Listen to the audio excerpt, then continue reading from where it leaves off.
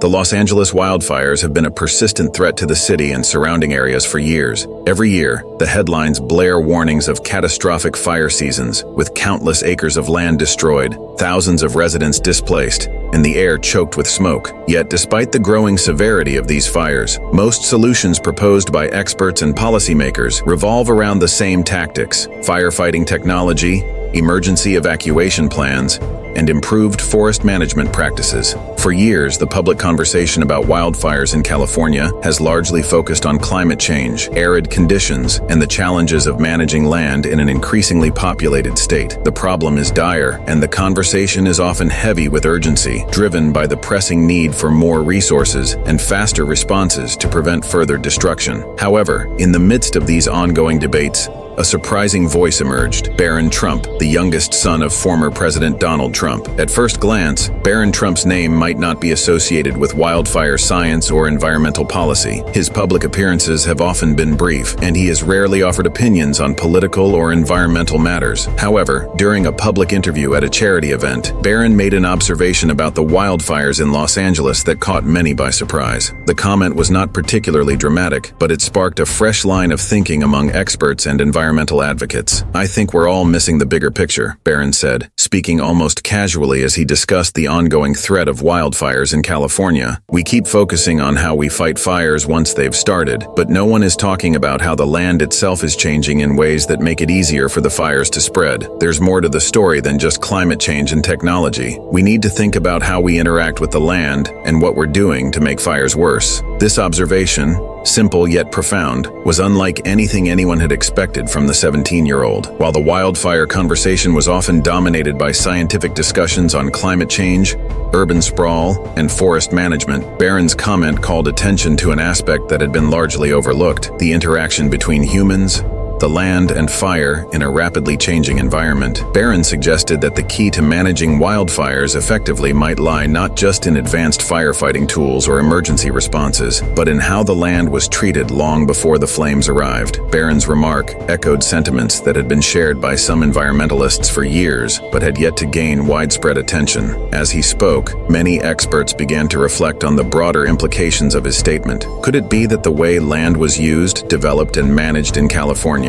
was playing a larger role in exacerbating the fires? Was there a way to rethink how humans and nature coexist in a fire-prone landscape? A shift in perspective. Barron's comment immediately stood out, because it was a perspective that had been largely absent from public discussions. Most of the wildfire conversation in Los Angeles and California in general had focused on the immediate risks and solutions: how to stop fires once they've started, and how to evacuate people to safety. While these are essential parts of any wildfire response, Barron's statement opened the door to an entirely different set of questions. What if the land itself was being made more vulnerable to fires by human activity? Could a change in the way people live in fire-prone areas help prevent the wildfires from becoming as devastating as they have? Barron's idea wasn't about rejecting the role of climate change or firefighting technology, but rather about considering how human activity might be contributing to the problem in ways that hadn't been fully understood. Experts who had long been analyzing the issue began to realize that there were gaps in the public understanding of the dynamics at play.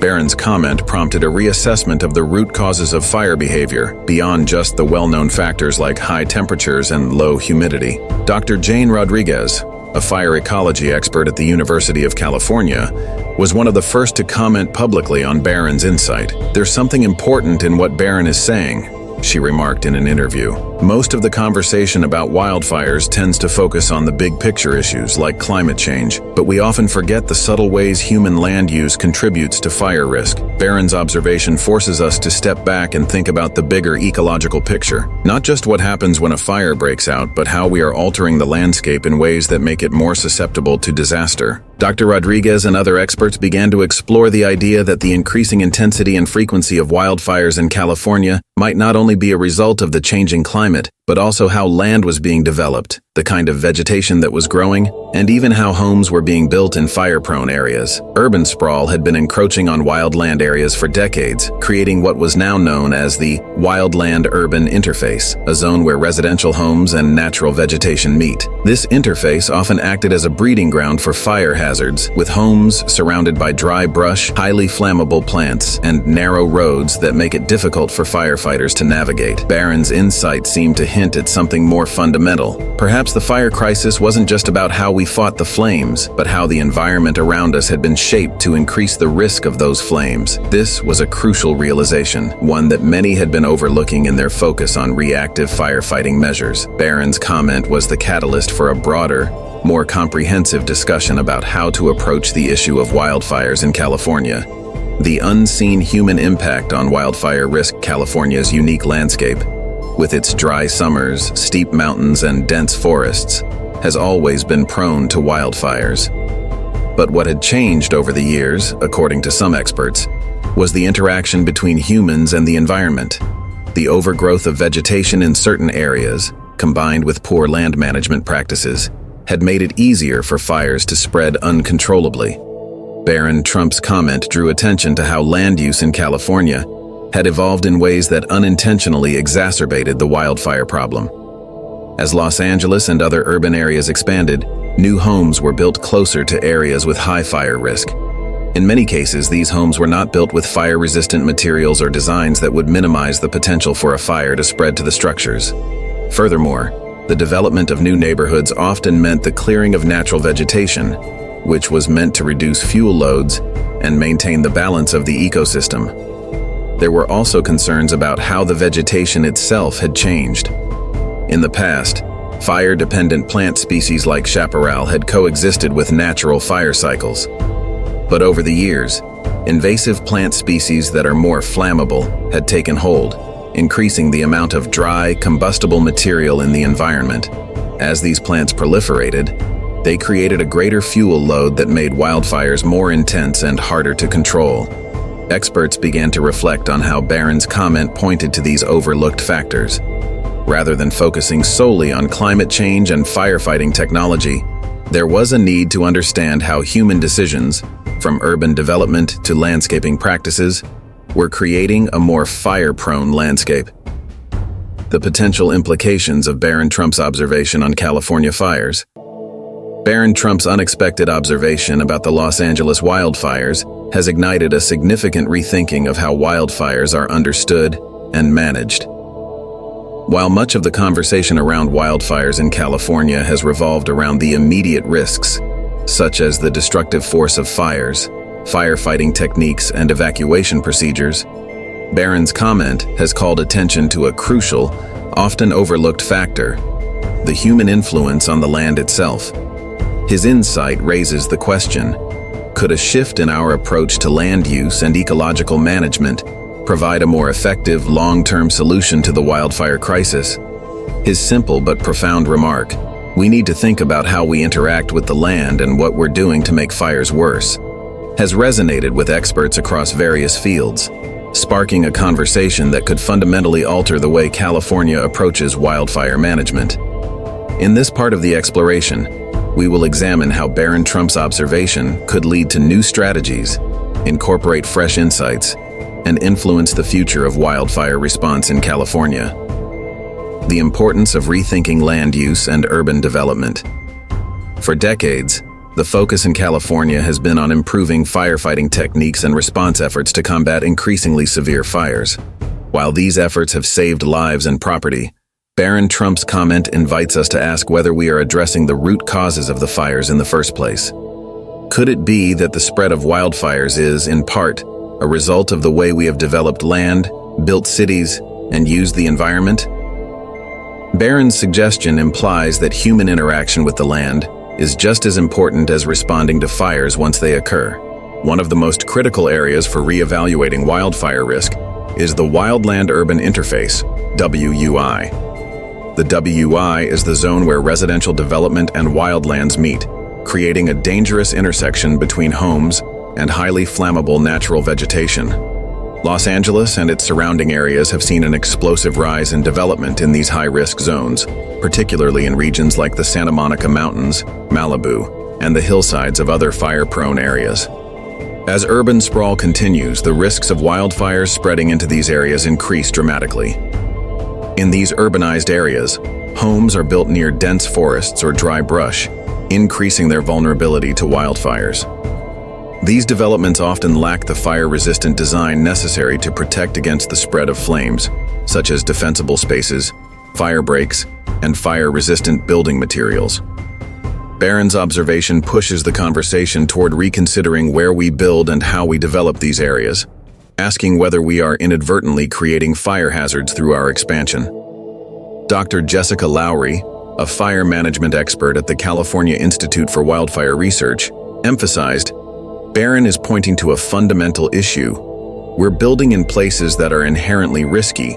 We've been so focused on the response to fires that we've overlooked how the way we live and develop land is amplifying the threat. Proactive measures, prevention over reaction. In the face of record-breaking wildfires, California has ramped up its efforts to combat fires once they start. Technologies such as aerial firefighting, drones, fire retardants, and advanced satellite monitoring systems have provided valuable tools to contain fires in their early stages. However, Barron's comment suggests that these reactive measures alone cannot stem the tide of increasingly destructive fires. The solution, he implies, might lie in preventing fires before they even start, by addressing the conditions that make fires more likely to spread. One of the most promising approaches to this shift is to focus on fire prevention through land and vegetation management. The natural landscape in California has evolved with fire as an integral part of many ecosystems.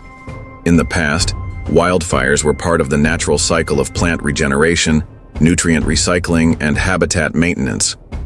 However, the rise of urban sprawl, combined with climate change and decades of fire suppression, has led to an overgrowth of vegetation, especially in fire-prone areas.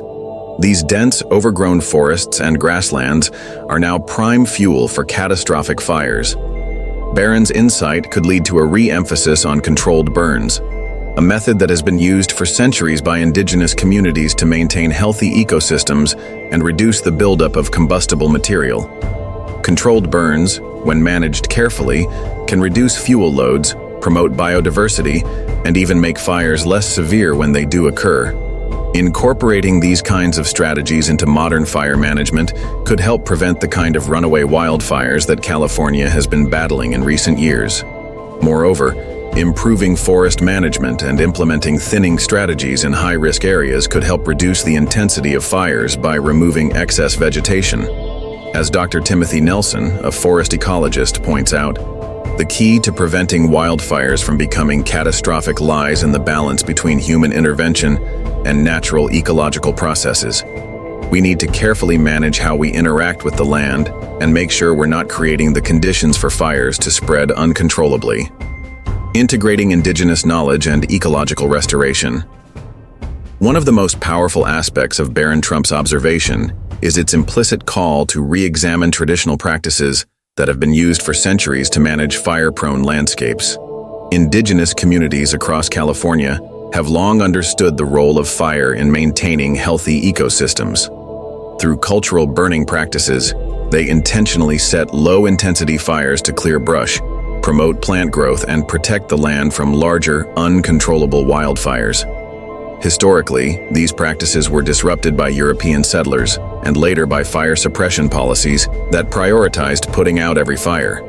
As a result, many of California's ecosystems became overgrown, creating the dangerous conditions that fuel catastrophic fires. Barron's insight invites a reconsideration of these practices and how they can be integrated into contemporary fire management strategies. Dr. Rachel Martinez, a scholar in indigenous fire practices, believes that if we look at California's fire history, we see that many indigenous tribes had a sophisticated understanding of fire and its role in the landscape. By reviving these traditional practices and combining them with modern fire science, we can create a more holistic approach to wildfire management. A holistic strategy, combining science, technology, and cultural practices. Barron Trump's observation is a call for a more holistic approach to wildfire management.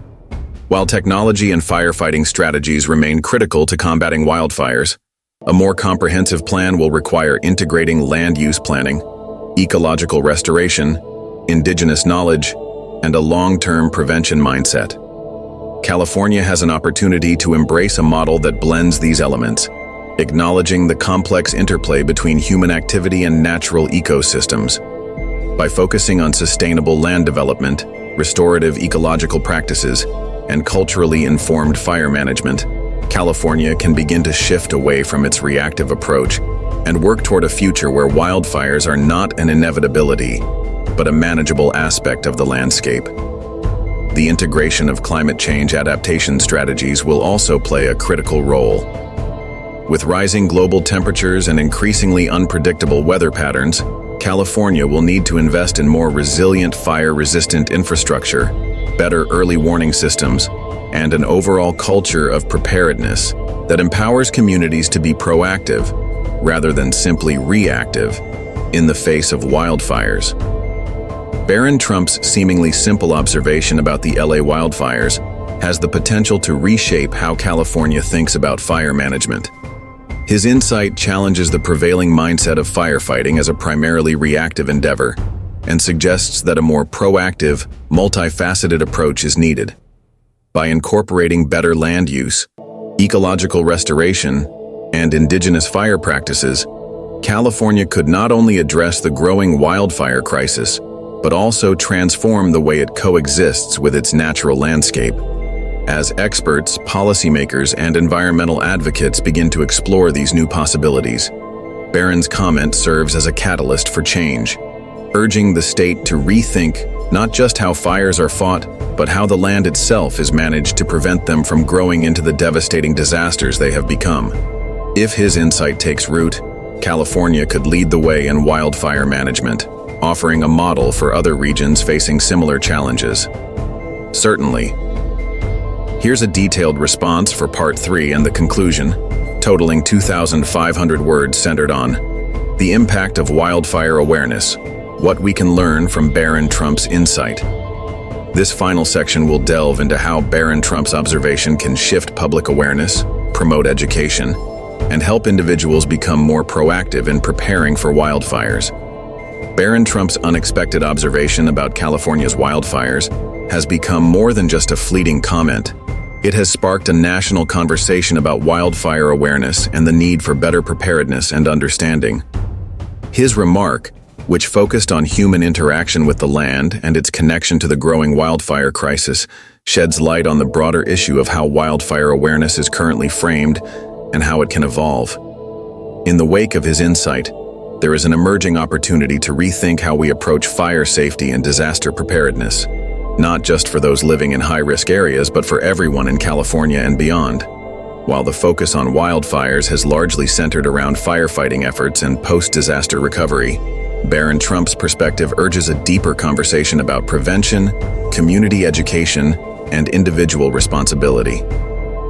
In this part of the story, we will explore how the public can become more informed and proactive when it comes to wildfire awareness, using Barron's observation as a jumping-off point for wider discussions about disaster preparedness, land use, and ecological health.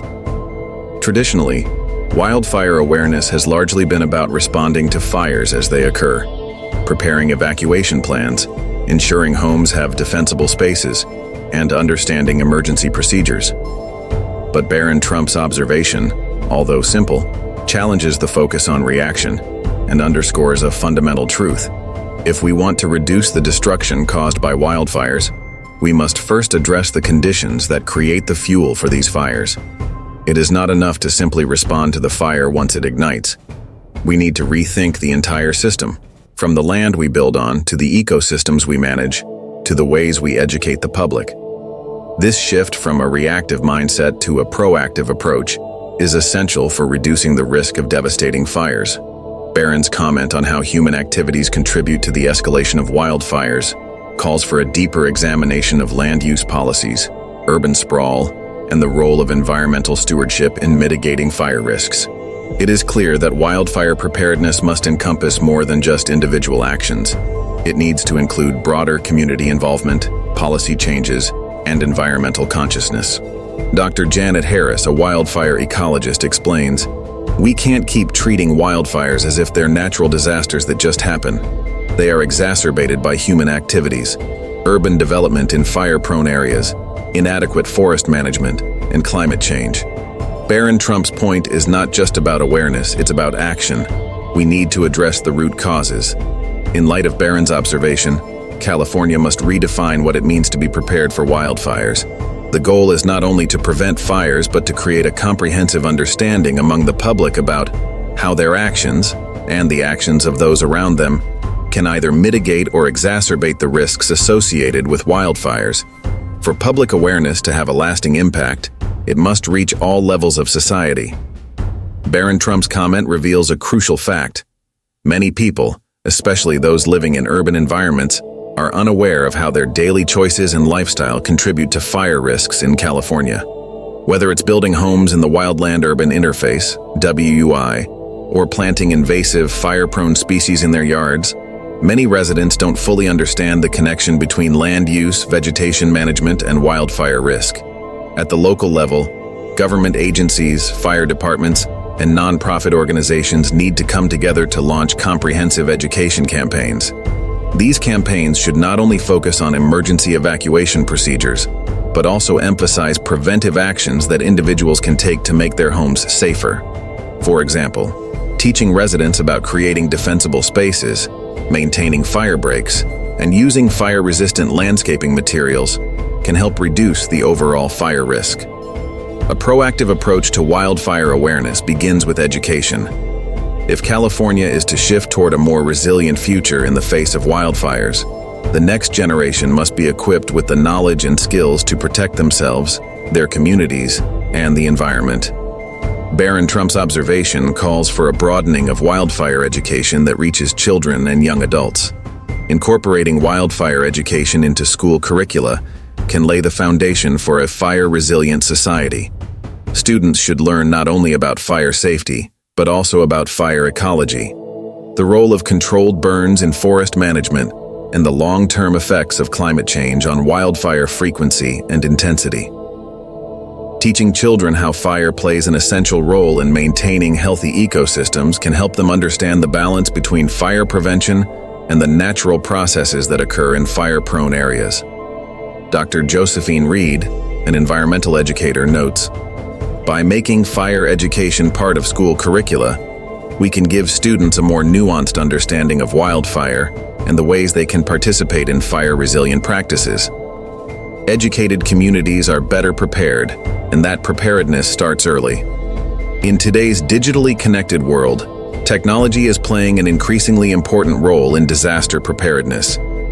Mobile apps, online platforms, and real-time data systems allow Californians to stay updated on wildfire risks and take action when needed.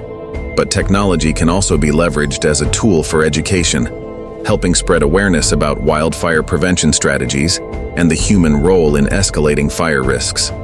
For example, interactive online platforms can provide people with tools to assess their properties for fire risk. These platforms can suggest ways to reduce risks, such as removing dead vegetation, using fire-resistant materials for home construction, and maintaining defensible spaces. By incorporating such resources into mobile apps, local fire departments and government agencies can reach a broader audience, empowering people to take preventative steps in their own homes and communities. Another key technological advancement is real-time wildfire monitoring systems, which provide up-to-date information on fire behavior and movement. These systems can help individuals better understand the dynamics of wildfires and the factors that influence their spread.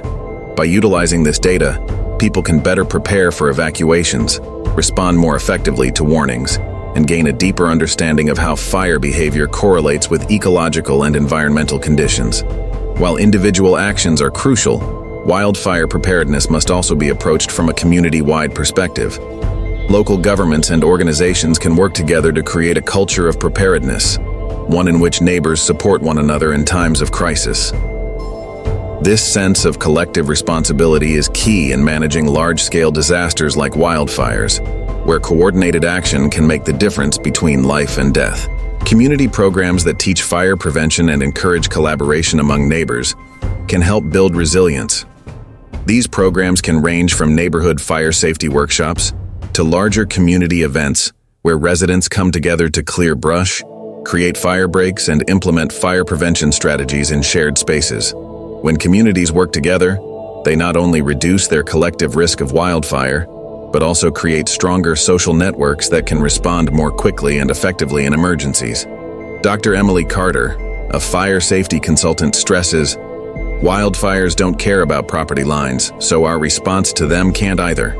By building a culture of community preparedness, we ensure that we're not just protecting individual homes but entire neighborhoods. As Californians continue to grapple with the increasing threat of wildfires, there is a growing need to shift the narrative. Rather than focusing solely on disaster recovery, the state must embrace a long-term resilience approach. This means looking beyond the immediate aftermath of a fire and focusing on how to prevent future destruction through sustainable land management, smart development practices, and a more informed public. Barron Trump's observation about human responsibility in exacerbating wildfire risks invites Californians to question how the landscape is shaped. Urban sprawl into high-risk areas, the overgrowth of vegetation, and the disregard for fire-safe landscaping have all contributed to the current crisis. Rebuilding after a disaster is necessary, but it must not come at the cost of continuing to build in fire-prone areas.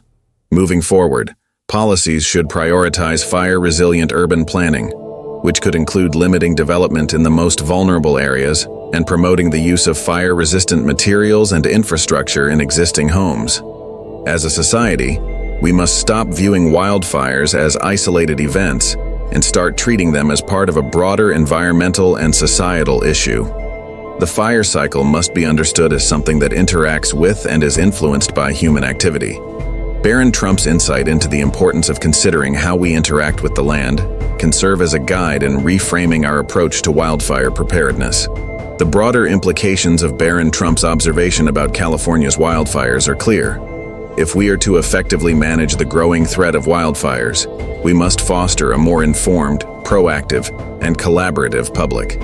His insight calls for a shift in the way we think about fire, moving away from a reactive approach that waits for destruction, and toward a proactive one that focuses on prevention, education, and community engagement. By emphasizing the importance of human interaction with the land and encouraging better land management practices, California can begin to build a more fire-resilient future. Awareness campaigns, educational programs, and community initiatives must work together to teach individuals how their actions contribute to wildfire risk and how they can reduce that risk in both the short and long term. California's wildfire crisis is not insurmountable. It is a challenge that requires a concerted collective effort, a unified response that spans individual actions, government policies, and community collaboration. Barron Trump's observation is a valuable starting point for this discussion, highlighting that we all have a role to play in preventing and managing wildfires. In the end, the key to California's future wildfire resilience lies not just in fighting the fires that threaten to destroy lives, but in preventing them from igniting in the first place. By empowering the public with knowledge and fostering a culture of preparedness, California can move toward a more sustainable, fire-resilient future. Through education, action, and collaboration, we can learn to live in harmony with the land and reduce the devastating impact of wildfires on our communities.